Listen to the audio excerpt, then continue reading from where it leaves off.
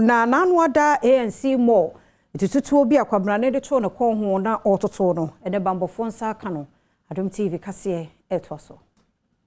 Public Affairs Directorate ewo Police Headquarters eden krata babeto montene so a wo chirim se wo mo akire owura bi a ye sha fefo na se no no obobotuo ewo A&C Mall nkrata ne mo no wo chirim se aposifo ene asrafo ne kan wo ho bo mu a wo motumi de chire owura ya ne dinde Flight Sergeant Nicholas Owusu Frimpong esanse na obotu ewo A&C Mall ewo East Legon na no fiada opanima bosome da etoso aduasa baako wa afempinu ne aduonu baako ne mu nkrata ne chire mu se abra aposifo sha asese wo yenhwehwemu wo sa ne ni mu no nenam so a omedechi owrei esanse ehonfonyi eba beton montene so ema wonfonyi ne mu no ohunu se obopotu ewo A&C Mall ana na botaye nyina ne se odema afefefra yesimu yi akwab se Flight Sergeant Nicholas Owusu Frimpong yi ohye military police for kukumu a oboa wo mu amamaye ensem ne mu hwehwemu mafa nkrata yi so rekobo ama omanfo nyina se sese ya afefefo no aba na omanfo nyina agi omani no obi amba moden se obeji nani ewo kwanpa so no betwe ne ho ede afri no yeyo a ebeha omanfo asomdwe sa nkrata Superintendent Alexander Kwekwoben our Director ma Public Affairs and Anensa Eshasia.